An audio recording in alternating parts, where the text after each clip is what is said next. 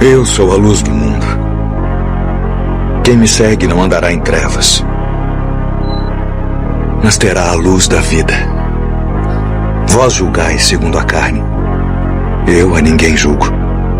E se na verdade julgo, meu juízo é verdadeiro, porque não sou eu só, mas eu e o Pai que me enviou.